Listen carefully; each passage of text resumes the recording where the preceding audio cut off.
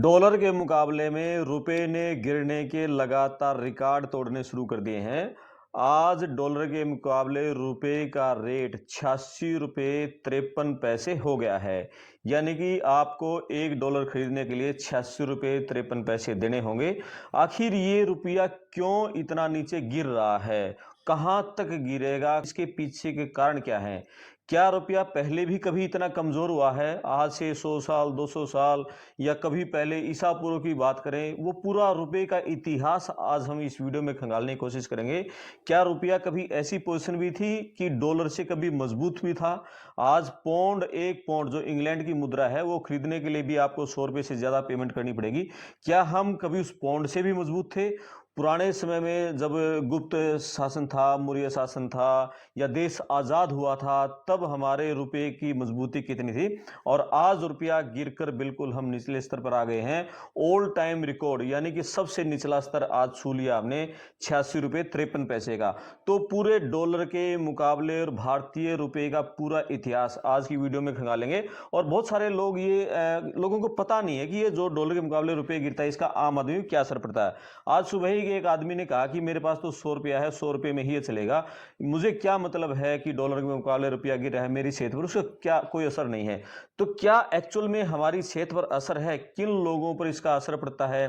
Businessman पर कितना असर पड़ता है? जो आम आदमी पर, मेरे जैसे आप जैसे आम आदमी पर इसका क्या असर पड़ता है जब डॉलर के मुकाबले रुपया गिरता है? पूरी विस्तार से चर्चा होगी और आखिर तक आप वीडियो को सुनेंगे तो आप समझ जाएंगे पूरा गणित इसका, डॉलर का, रुपये का, एक्सचेंज का। और बातचीत करने के लिए हमारे साथ खास मेहमान हैं सीनियर अर्थशास्त्री प्रोफेसर ओपी गुप्ता जी। आप अपने कमेंट्स करना, वीडियो को शेयर करना, चैनल को सब्सक्राइब करना, चैनल को ज्वाइन भी करें। सर नमस्ते। नमस्कार। बड़ी गंभीर आज फिर हम एक दूसरी चर्चा पे हैं और लगातार सुर्खियां बन रही हैं। शेयर बाजार में लोगों के लाखों करोड़ डूब गए हैं और रुपए ने गिरने का रिकॉर्ड बना दिया है। आखिर ये गणित समझाओ। ये पिछली हमने चर्चा की थी अर्थव्यवस्था के बारे में, वो भी हम जो उत्पादन करते हैं, किसके लिए करते हैं, क्यों करते हैं, और रुपए का इतिहास, ये पूरा थोड़ा दर्शकों को समझाओ।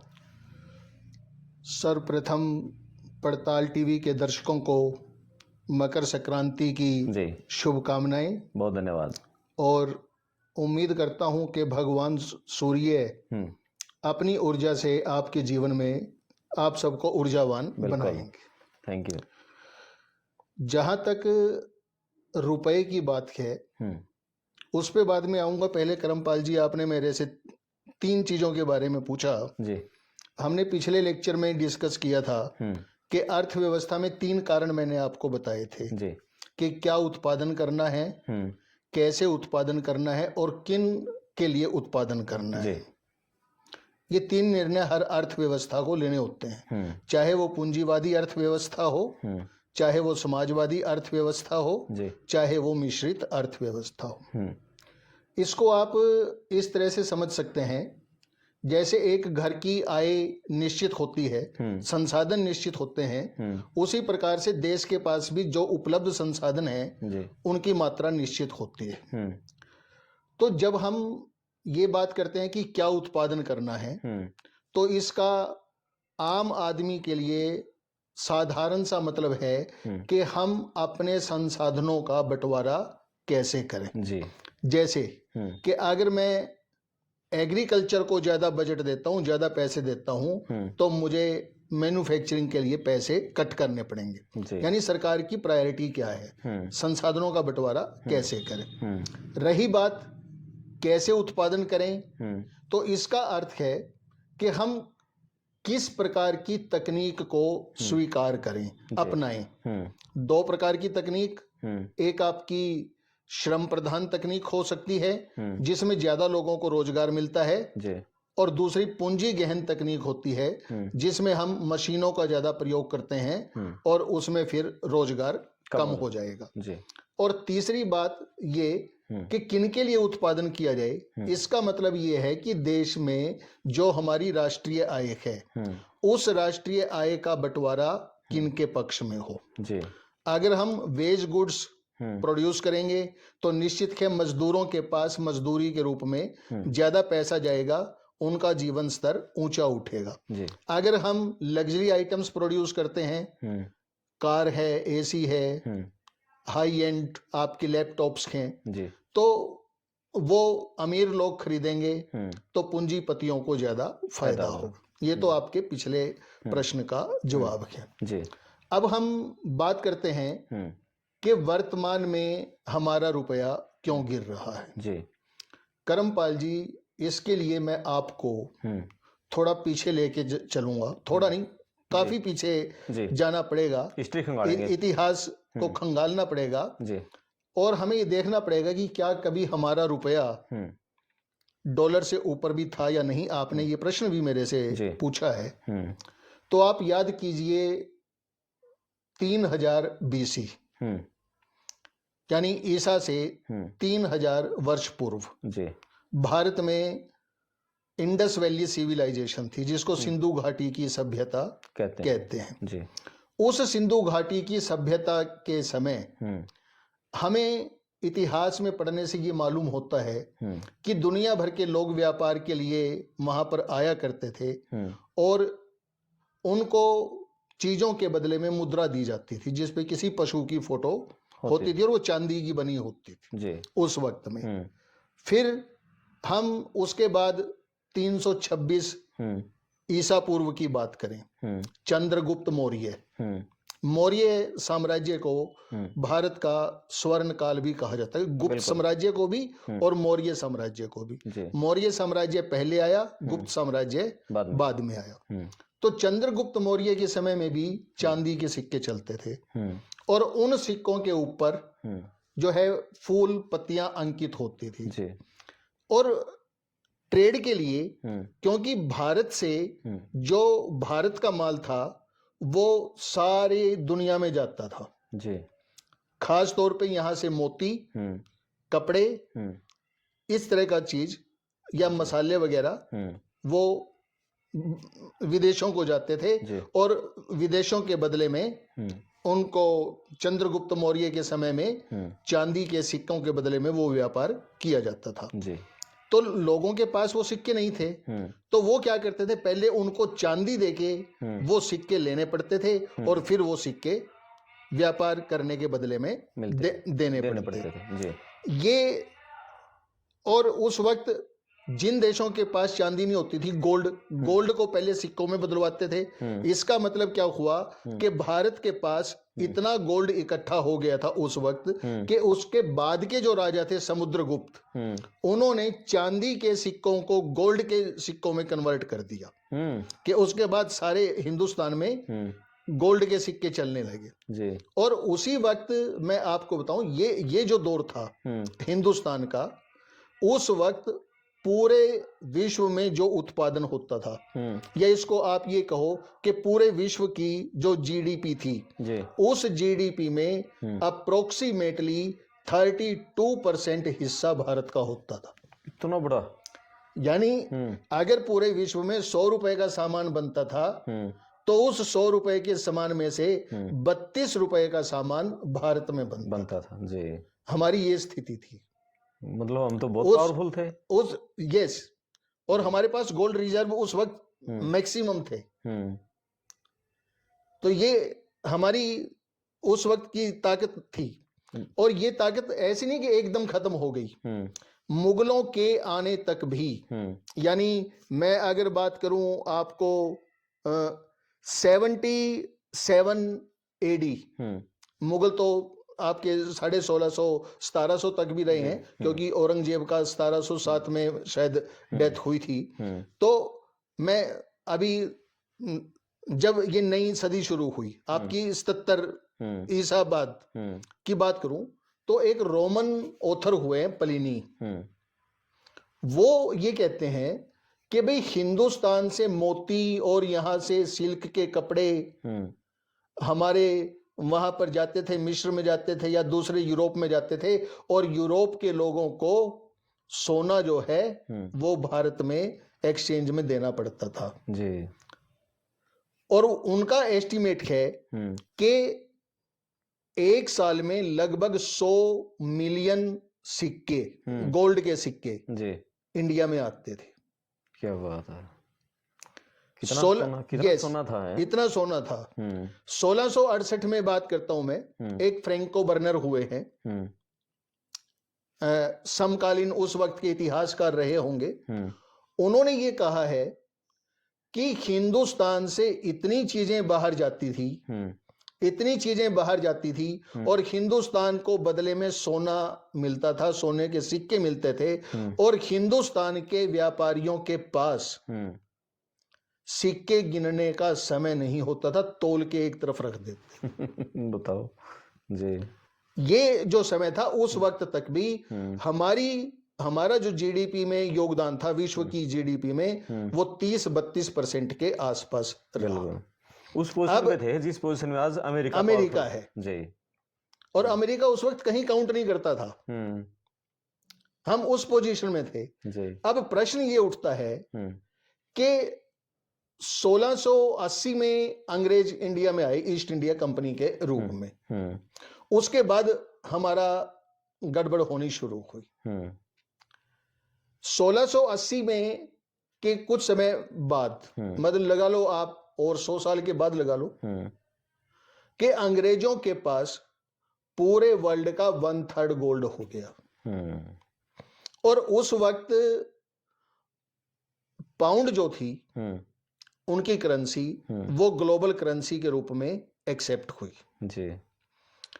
अब उन्होंने क्या किया, मान लो 1 पाउंड को 1 किलो सोने के रूप में रख लिया, हम इमेजिन कर रहे हैं, तो क्या था, व्यक्ति पाउंड देके जब मर्जी गोल्ड खरीद सकता था जी।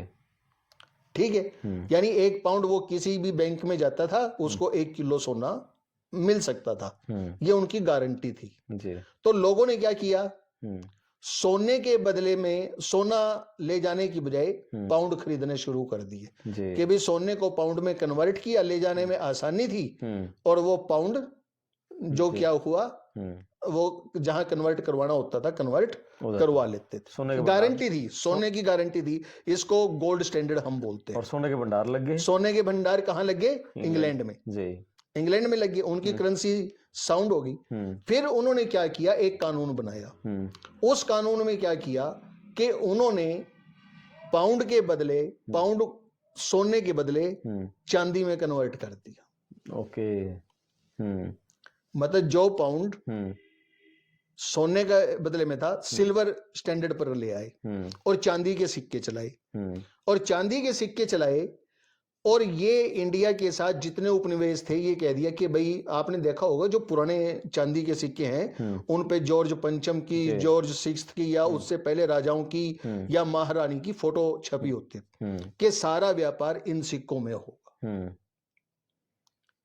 इसका मतलब क्या हुआ कि आपको वो सिक्के प्राप्त करने के लिए सोना अपने देश से, वो सिक्के खरीदने के लिए इंग्लैंड को देना पड़ेगा जी। ठीक, अब ये चीज चली 1861, बल्कि 1861 और फिर 1890 में ये ट्रेड का इन्होंने रूल चेंज किया जी। अब आपके दिमाग में ये आएगा कि 1917 की मैं बात बताता हूं, 1917 में भी हिंदुस्तान का 1 रुपया अमेरिका के $13 के बराबर था। $13 के मुकाबले में 1 रुपया, हमारा 1 रुपया इतना स्ट्रॉन्ग था कि 1917 में $13 के बराबर था। 1917 में, 1917 में, अच्छा, ये तो पिछले 100 साल में, ये 107 साल लगा लो आप। बिल्कुल। अब प्रश्न ये उठता है कि फिर ऐसा क्या हुआ कि हम आज हमारी ये स्थिति हुई। ये भाई $1.86। अब $1.86 नहीं, आज का रेट, आज डॉलर जो है 86 रुपए 60 पैसे में बिक चुका है। अब मैं जब आपसे बात कर रहा हूं तो इस वक्त भी 86.53 या 52 के आसपास चल रहा है जी, के बीच में। ऑल टाइम लो, ऑल टाइम लो आप कह सकते, आज तक का सबसे लो है जी। इसके कुछ रीजंस हैं, वो हम डिस्कस करेंगे, लेकिन मैं ये कहता हूं कि आजादी के समय भी 1947 में भी $1 1 रुपए के बराबर था। बराबर थे, दोनों बराबर थे, क्योंकि उस वक्त चांदी के सिक्के चलते थे। $1 1 रुपए के बराबर था। 1947 में जब हम आजाद हुए, और 1900 से लेके 1947 के बीच मैंने अभी आपको बताया था कि पहले पाउंड ग्लोबल करेंसी थी, फिर डॉलर कैसे आई। उनने फर्स्ट वर्ल्ड वार और सेकंड वर्ल्ड वार, दोनों वर्ल्ड वार में क्या हुआ कि युद्ध लड़ने के लिए हथियारों की जरूरत थी जी, और हथियारों का प्रोड्यूसर था अमेरिका। अमेरिका ने ये कहा कि हम आपको हथियार देंगे लेकिन डॉलर में देंगे जी।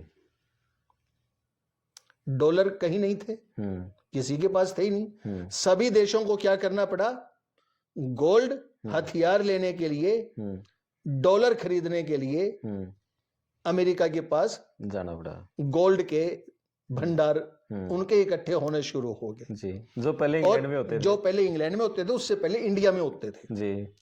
अब कहां पहुंच गए, अमेरिका पहुंच गए।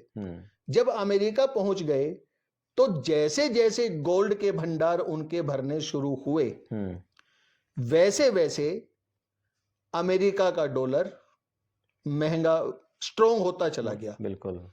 और एक समय ये आया जब सेकंड वर्ल्ड वार के बाद ये लगा कि भाई ये तो सभी देशों में एक जैसी करेंसी होनी चाहिए, या उसको सबको आगे भविष्य में युद्ध ना हो, इकट्ठे मिलके काम करना चाहिए। तो उस वक्त ब्रेटन वुड में एक मीटिंग होती है जिसको ब्रेटन वुड कॉन्फ्रेंस कहते हैं, और उस कॉन्फ्रेंस में डॉलर को इंटरनेशनल करेंसी मान लिया गया। मजबूरी थी सबकी, बिल्कुल। और जब डॉलर को इंटरनेशनल करेंसी मान लिया गया, उस वक्त $35 एक औंस गोल्ड के बराबर माने गए। एक औंस का मतलब आप ये लगा लो 28 ग्राम सोना, $35 का उस वक्त ये माना गया। फिर उसके बाद क्या है कि इसको हम विदेशी विनिमय बोलते हैं जी। एक देश की करेंसी की एक यूनिट में किसी दूसरे देश की करेंसी की कितनी इकाइयां आएंगी उसको $1 बोलते हैं। एक हम विदेशी विनिमय बोलते हैं जी, ठीक है ना। जैसे अगर हम आज की बात करें कि $1 में 86 रुपए 53 पैसे आते हैं, तो ये विदेशी विनिमय हुआ। अब विदेशी विनिमय अब ये ऊपर नीचे होता है, ऐसा भी हो सकता है कि ये बिल्कुल ही ऊपर नीचे ना हो। ये एक्सचेंज मार्केट के अंदर इसकी डिमांड और सप्लाई के ऊपर डिपेंड करते हैं जी। दो सिस्टम होते हैं, एक तो दो देशों के बीच में ये समझौता हो जाए कि भाई आप अपनी करेंसी $1 50 रुपए की मिलेगी, फिक्स हो गया जी। कुछ होता रहे वर्ल्ड में वो 50 रुपए ही रहेगा, तो उसमें कोई परिवर्तन नहीं आएगा जी।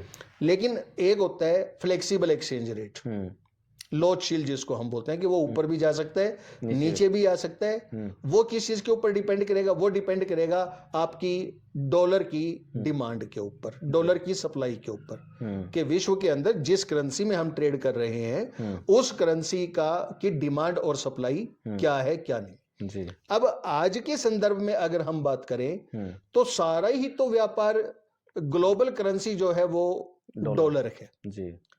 और ये इसका मतलब ये हुआ कि जितना विदेशी व्यापार हो रहा है, जितना देशों के बीच में व्यापार हो रखा है, उनकी या तो दो देशों के बीच में समझौता हो तो उनकी करेंसी में पेमेंट हो सकती है, अदरवाइज क्या करना पड़ेगा, मेरे को पैसे बैंक में जमा करवा के अगर किसी दूसरे देश को पेमेंट करनी है तो मुझे डॉलर खरीदने पड़ेंगे। बिल्कुल। अब जितना ज्यादा, इसका मतलब ये भी हुआ कि डॉलर मुझे तब देने पड़ेंगे जब मैं इंपोर्ट करूंगा। बिल्कुल। जो चीज मैं मंगाऊंगा उसी के लिए पेमेंट करनी पड़ेगी, और जो चीज भेजूंगा उसके लिए मेरे को डॉलर मिलेंगे जी। अब 3 परिस्थितियां हो सकती हैं एक देश के लिए। इसको हम विदेशी व्यापार का नेट विदेशी व्यापार कहें कि आपके एक्सपोर्ट कितने हैं, आपके इंपोर्ट कितने हैं जी। अगर तो किसी देश के पास वो इतने एक्सपोर्ट करता है कि उसकी वैल्यू से उसके इंपोर्ट का काम चल जाए जी, तो एक्सचेंज रेट में कितना परिवर्तन आता रहे उस देश के ऊपर कोई असर नहीं पड़ेगा, कोई असर नहीं पड़ेगा। दूसरी स्थिति क्या हो सकती है कि मेरे निर्यात ज्यादा हैं, आयात कम है जी, ये स्थिति सबसे अच्छी है। बिल्कुल। और हमारे यहाँ उल्टा हो रहा है। हमारे यहाँ उल्टा हो रहा है। जी।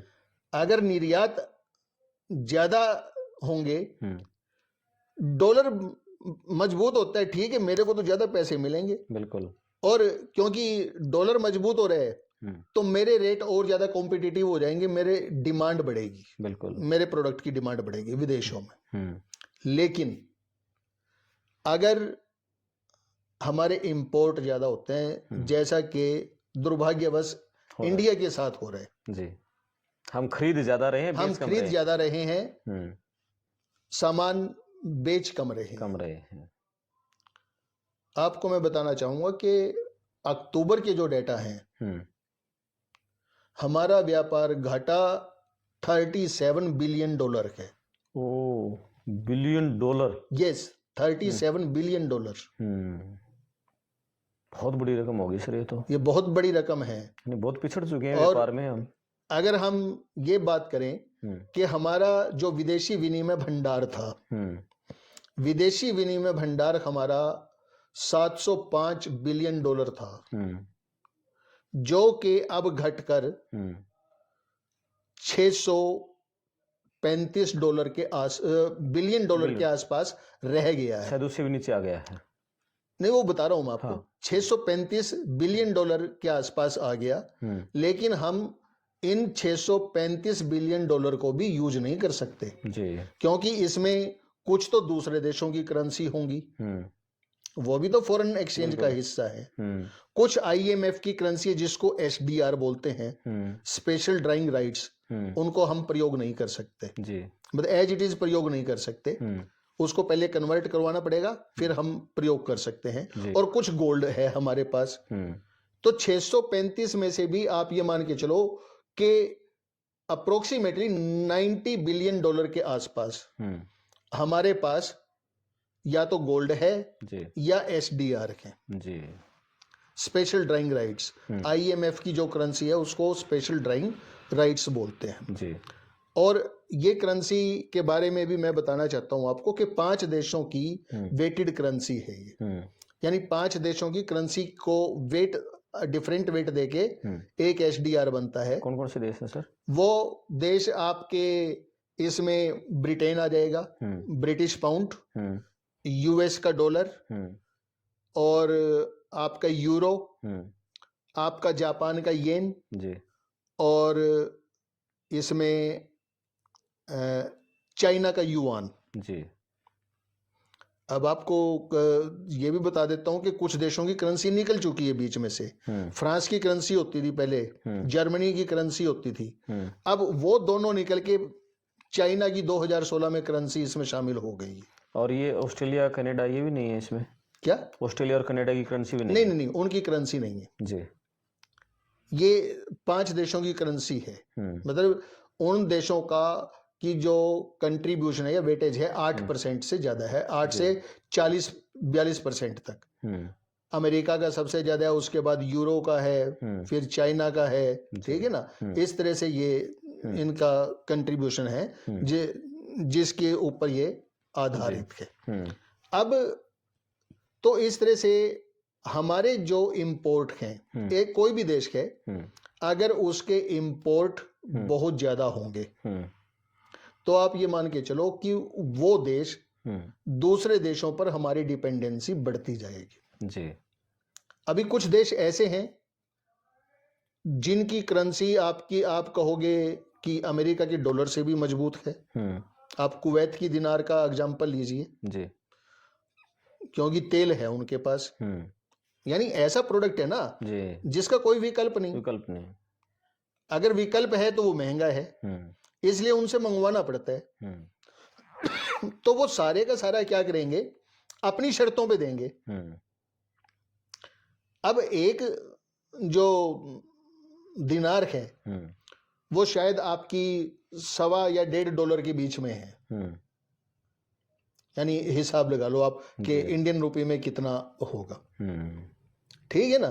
तो कहने का मतलब क्या है कि हमारी किसी देश की जितनी ज्यादा डिपेंडेंसी दूसरे देश के ऊपर होगी, तो उसकी करेंसी उतनी ही ज्यादा वीक होती चली जाएगी, बिल्कुल कमजोर होती चली जाएगी। और प्रेजेंट सिनेरियो में इसके कुछ कारण हो सकते हैं। सबसे बड़ा कारण तो ये है कि ट्रेड डेफिसिट बहुत बड़ा कारण है। दूसरा ये है कि उस देश में जो निवेश करने वाले लोग हैं, चाहे वो उस देश के हों चाहे विदेशी हों, वो कितना रिस्क लेना चाहते हैं, यानी फ्यूचर एक्सपेक्टेशंस उनको क्या लगती है। फिर इंटरेस्ट रेट में डिफरेंस हो सकता है, उसकी वो भी एक कारण हो सकता है। और पॉलिटिकल इंस्टेबिलिटी, या आप ये कहो कि जियो पॉलिटिक्स, वो अपने आप में एक बहुत बड़ा कारण है। अब आपके दिमाग में एक प्रश्न जरूर आएगा कि भाई ऐसा क्या हो गया कि अक्टूबर के बाद ही रुपया गिरना शुरू हुआ। अभी तक 83 के आसपास अभी तक ठीक ठाक था। 2 हफ्तों में 1 रुपया गिर गया है। पिछले 1 रुपया तो 2 दिन में ही गिर गया जी। दो 3 दिन में गिर गया, 2 सप्ताह में भी नहीं। हाँ, वो चीज ने, मैं ये कह रहा हूं कि ऐसा क्या हुआ कि सितंबर के बाद ज्यादा गिरना शुरू हुआ।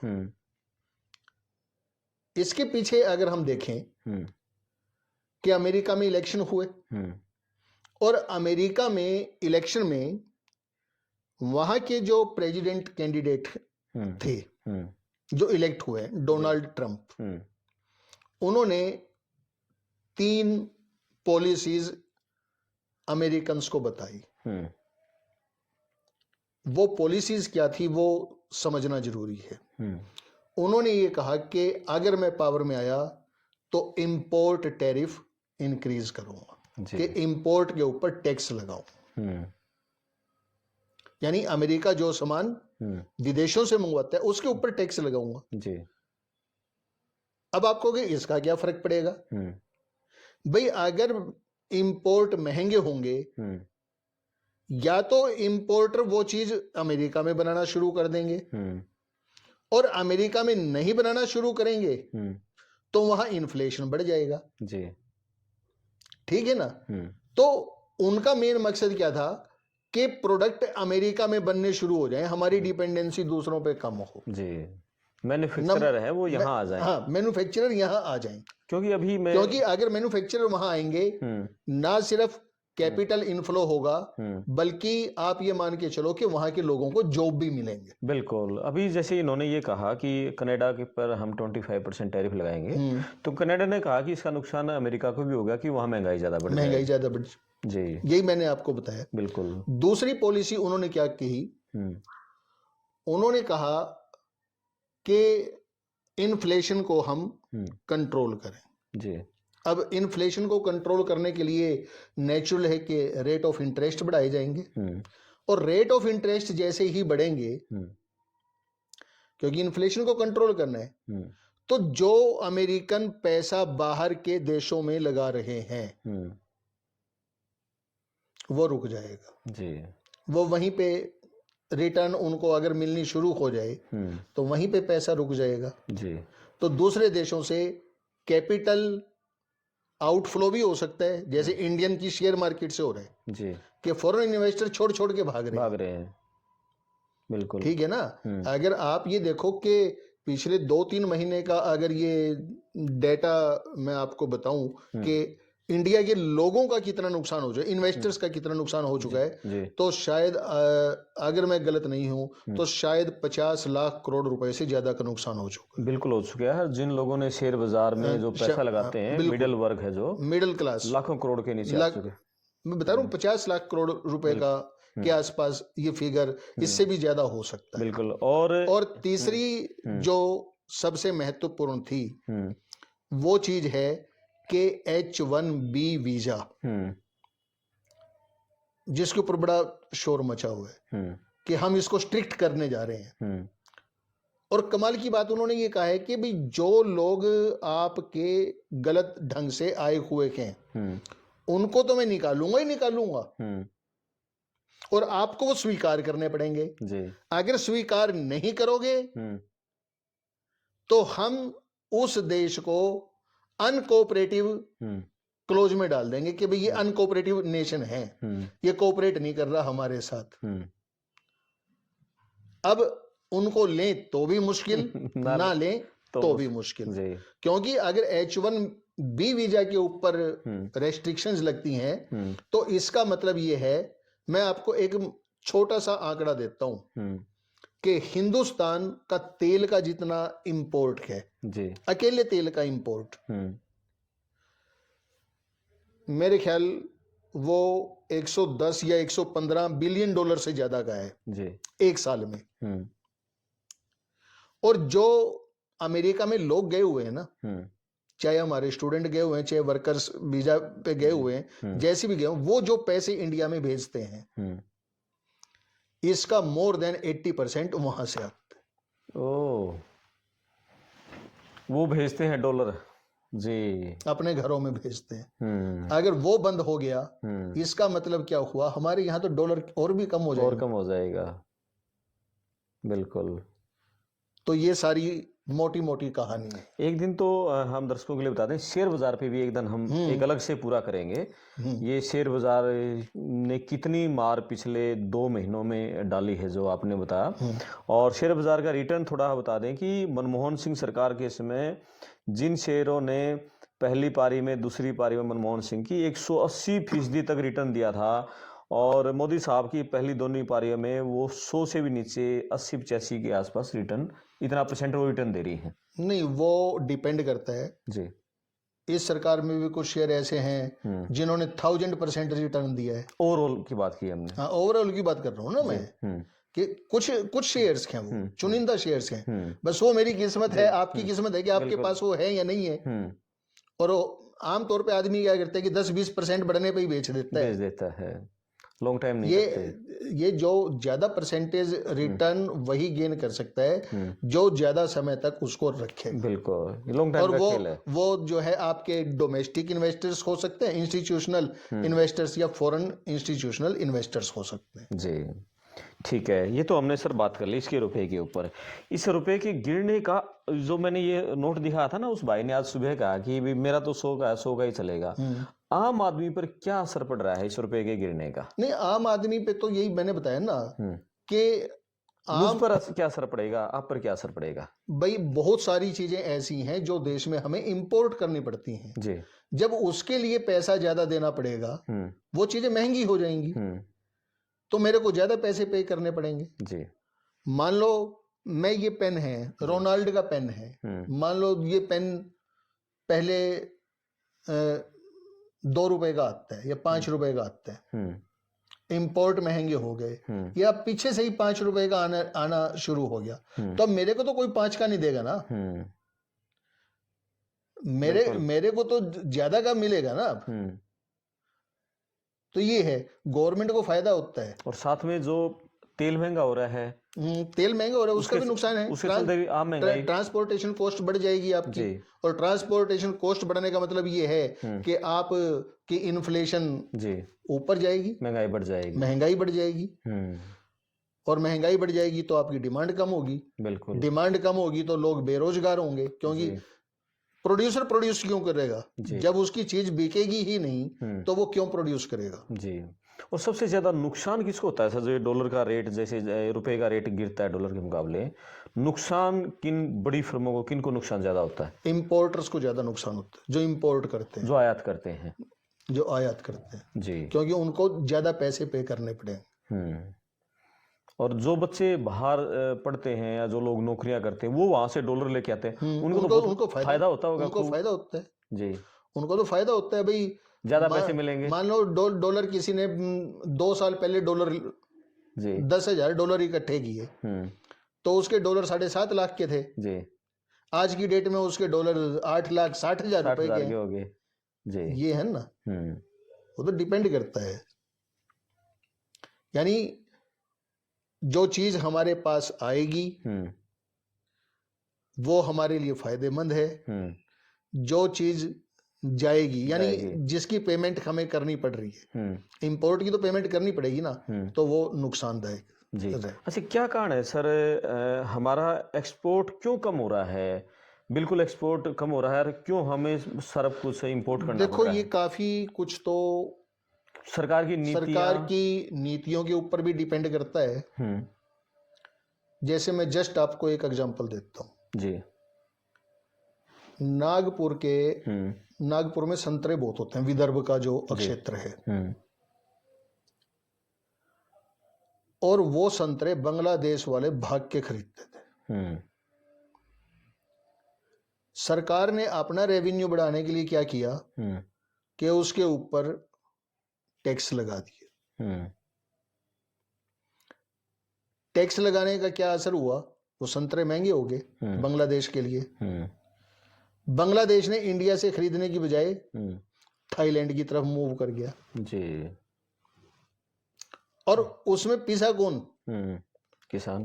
पीसे हमारे प्रोड्यूसर बिल्कुल, जो फ्रूट प्रोड्यूसर हैं, किसान कह लो आप, विदर्भ के सारे किसान बिल्कुल। और मेरे ख्याल जितनी स्ट्रेस में विदर्भ के किसान हैं उतने शायद पूरे देश में नहीं है। पूरे देश में नहीं है। आत्महत्या सबसे ज्यादा केस वहीं आते हैं। सेम केस विदर्भ के किसानों का सोयाबीन के साथ हुआ जी। सोयाबीन में क्या किया कि हमारे यहाँ तो बीटी सोयाबीन हम नहीं उगा सकते, बैंड है, लेकिन विदेश से सोयाबीन का तेल आयात होना शुरू हो गया। विदेश में बीटी सोयाबीन की प्रोडक्शन अलाउड है जी। अब इसकी प्रोडक्शन अगर 15 क्विंटल होती है, उसकी प्रोडक्शन जो है 60 क्विंटल होती है, तो फिर महंगी सोयाबीन कौन खरीदेगा जी। यानी पॉलिसीज हैं। और दूसरी सबसे बड़ी बात यह है कि जो इंसेंटिव के साथ साथ इंसेंटिव कुछ देने चाहिए जी, ताकि एक्सपोर्टर जो है वो अच्छी तरह पूरी अपनी एनर्जी के साथ, फुल पोटेंशियल के साथ एक्सपोर्ट कर सके। जब मनमोहन सिंह प्रधानमंत्री थे और मोदी साहब जब पीएम कैंडिडेट थे, वो बड़ी स्पीच देते थे कि जब डॉलर के मुकाबले रुपया गिरता है तो सिर्फ रुपया नहीं गिरता, देश के प्रधानमंत्री की साख भी गिरती है। प्रधानमंत्री बनने के बाद उन्होंने एक शेर का लोगो लेके आए, मेड इन इंडिया, हम सारा यहीं मैन्युफैक्चरिंग करेंगे, ये करेंगे, वो करेंगे, बहुत बड़ी बड़ी बातें हुई। वर्किंग क्यों नहीं हुआ? आखिर क्या कारण रहा फिर? नहीं, ये तो देखो पॉलिटिकल स्टेटमेंट होती हैं जी, कोई कुछ भी बोल सकता है, उसके बारे में तो हमें नहीं बात करनी चाहिए। नहीं, वो जो वोट लेने होते हैं। जब वो शेर का लोगो लेके आए थे तब बहुत बड़े शेर का लोगो लेके आए थे, वो ठीक है कि हम मेड इन इंडिया करेंगे, हम मेक इन इंडिया स्कीम अच्छी थी जी। लेकिन वही बात है ना कि अगर मेरे को वही चीज जो मैं इंडिया में बनाऊं, यदि मेरे को वही चाइना से मिलेगी सस्ती, तो लोगों ने वहीं से लाके बेचनी, सिर्फ स्टैंप लगा के बेचनी शुरू कर दी। स्टार्टअप को प्रोत्साहन देंगे, नए नए स्टार्टअप खड़े करेंगे, बहुत स्टार्टअप बहुत खुले, लेकिन वो आगे मतलब प्रॉपर नहीं हो पाए, चल नहीं पाए जी। या तो ये हो सकता है कि मैं ओवरनाइट बिलियनियर बनना चाहूँ, वो पॉसिबल नहीं है भाई, किसी चीज के लिए वेट तो करना पड़ेगा ना। बिल्कुल। और मेन चीज ये है, मैं ये मानता हूं कि प्रोडक्शन से ज्यादा इंपॉर्टेंट लोगों को, जो नए एंटरप्रेन्योर्स हैं, उनको मार्केटिंग प्रोवाइड करवाने की जरूरत है जी। अगर एक चीज छोटी सी हम एग्जांपल लें, मान लो ये कॉपी है जी, ठीक है जी, ये कॉपी कोई आपका देसी प्रोड्यूसर बना रहे, बिल्कुल लोकल लेवल का प्रोड्यूसर बना रहे जी, और यही कॉपी मान लो देश का सबसे बड़ा उद्योगपति बनाना शुरू कर दे, क्या लोकल प्रोड्यूसर उसको compete कर पाएगा? मतलब ही नहीं, ये डिफरेंस आसपास भी नहीं रहेगा कहीं। ये डिफरेंस क्या है जी? मैं हमारे पूर्व प्रधानमंत्री चौधरी चरण सिंह जी, उनकी किताबें अलग अलग विश्वविद्यालयों में पढ़ाई भी जाती है, उनकी बिल्कुल क्लियर कट थ्योरी थी। वो कहते थे कि हमें प्रोडक्ट को कैटेगराइज करना चाहिए जी। कुछ प्रोडक्ट स्मॉल स्केल इंडस्ट्रीज के लिए रखने चाहिए, कुछ मीडियम स्केल इंडस्ट्रीज के लिए रखने चाहिए, और कुछ लार्ज स्केल इंडस्ट्रीज के लिए रखने चाहिए जी। कि भाई अगर चाहे छानने के लिए छलनी अगर एक लोकल प्रोड्यूसर बना रहा है और उसी को अगर एक सबसे बड़ा उद्योगपति बनाएगा जी, तो फिर ब्रांड के पीछे लोग भागेंगे, उस बेचारे को अपनी दुकान बंद करनी पड़ेगी। सही कह रहे हो। और चरण सिंह अर्थशास्त्री बड़े अच्छे ज्ञाता थे। अच्छे अर्थशास्त्री जी, हाँ जी, बहुत बढ़िया सर। और इसका बिजनेस पे क्या असर पड़ता है सर? जैसे ये रुपया जब गिरता है, बिजनेसमैन जो बिजनेस कर रहे हैं लोग, बिजनेस में तो बताया ना मैंने, वो डिपेंड करता है कि आप बिजनेस किसका कर रहे हो, एक्सपोर्टेड आइटम का कर रहे हो या इंपोर्टेड आइटम का कर रहे हो। जी, इंपोर्टेड आइटम आपकी महंगी हो जाएंगी, जो एक्सपोर्टेड आइटम है उसमें प्रॉफिट ज्यादा आना शुरू हो जाएगा। जी। और अभी मैं कल एक खबर पढ़ रहा था, भारत के जो बिजनेसमैन हैं उन्होंने विदेशों में पिछली बार से दुगना पैसा मतलब वहां लगाया है, बिजनेस में लगाया है। यहाँ बिजनेस करने के बजाय बाहर बिजनेस करने पे डबल पैसा लगा दिया 2024 में। वो ये सारी की सारी political, socio and economic problems हैं जी, किसी भी देश में। कोई भी व्यक्ति ये चाहता है कि मैं वहां पे बिजनेस करूं जहां पे पीसफुल एटमॉस्फेयर हो जी। और हमें एक बात माननी पड़ेगी कि चाहे इंडिया ग्रो कर रहा है जी, बट एनवायरनमेंट पीसफुल नहीं है, स्ट्रेसफुल है जी। और स्ट्रेसफुल एनवायरनमेंट में कोई भी व्यक्ति, एक ट्रू एंटरप्रेन्योर, जी, वो विदाउट स्ट्रेस काम नहीं कर सकता। इसलिए लोग बाहर भाग रहे हैं। यहाँ तो 1 मिनट में ट्रोल कर दिए जाते हैं यदि कोई पॉलिसी पर कोई उद्योगपति कुछ कर दे। ये गड़बड़ है ना, ये है कि हम रैशनल तरीके से सोच नहीं पाते। जी, नेशन फर्स्ट का मतलब ये है, सबसे पहली बात तो ये है कि करमपाल जी आप ये देखो कि पॉलिसी पढ़ने वाले कितने हैं जी, उस पर डिस्कस तो बाद में करेंगे जी। कितने लोग पॉलिसी पढ़ते हैं। इवन के जो एंटरप्रेन्योर्स है ना, उनको भी जो इनकम टैक्स वाला वकील या सीए जो बता देगा ठीक है, वो भी नहीं पढ़ते जी। आम लोगों को तो छोड़ो आप। बिल्कुल, ये प्रॉब्लम है। अच्छा, एक और मुद्दा है सर इसमें कि जो ये डॉलर के मुकाबले में जो रुपया गिर रहा है, इसमें अब भारत सरकार और आरबीआई, इसकी क्या भूमिका होनी चाहिए, क्या कर सकते हैं वो? देखो, आरबीआई ने 15-20 बल्कि 25 दिन तक मैं कहूँगा कि अपने रिजर्व मार्केट में उड़ेल के रुपया थोड़ा स्टेबल करने की कोशिश की जी, लेकिन अब उनका टेन्योर पूरा हो गया, नए आरबीआई के गवर्नर आए हैं, उनको समझने में थोड़ा टाइम लगेगा जी। लेकिन ये कोई सॉल्यूशन नहीं है कि हम अपने घर के जितने हैं पैसे हैं उनको खर्च करके हम रुपए को संभाल लें जी। वो डिमांड एंड सप्लाई के, अगर वो पहले ये ना करते तो रुपया शायद एकदम इतना ना गिरता। हालांकि ठीकरा अभी भी उनके सिर पे फूटेगा जी। वो कहेंगे ना, कहते हैं ना कि जाते जाते मार गया जी, देसी भाषा में आपने बिल्कुल, कि जाते जाते नाश कर गया कि उसकी पॉलिसी ऐसी थी जी। जब तक वो थे तब तक कोई नहीं बोला, लेकिन अब सारा ठीक रहा उन्हीं के सिर पे फूटना है जी। चाहे उनकी मजबूरी हो चाहे दबाव हो कुछ भी हो, लेकिन किया तो है। और बजट आने वाला है अभी, क्या इसमें कुछ तात्कालिक कदम उठाने चाहिए या बजट तक वेट करना चाहिए, उसमें कुछ करे सरकार इसके ऊपर?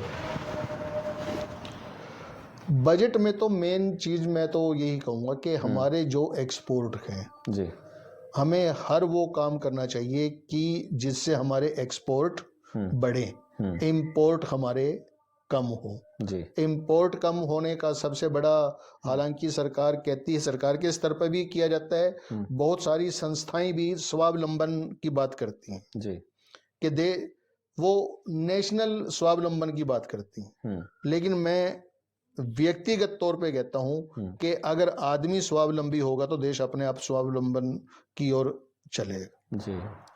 अब सुबह उठते ही मैं कोलगेट करना शुरू कर देता हूं जी, या उस कंपनी के प्रोडक्ट यूज करता हूं सुबह उठते ही जो इंडियन नहीं है जी, तो कहां से स्वावलंबन आएगा? अगर नेशन फर्स्ट की भावना हमारे अंदर होगी,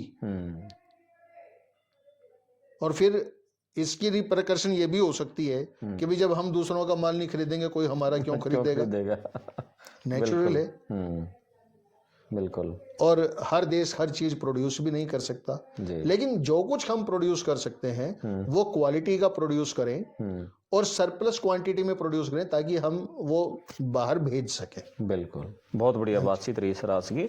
और मुझे लग रहा है कि दर्शकों के डॉलर को लेकर, रुपए को लेकर लगातार रुपए गिरने की खबरें सुन रही हैं, जितने सवाल होंगे शायद सर ने सभी सवालों का सही जवाब दे दिया और आपको समझ में आ गए होंगे।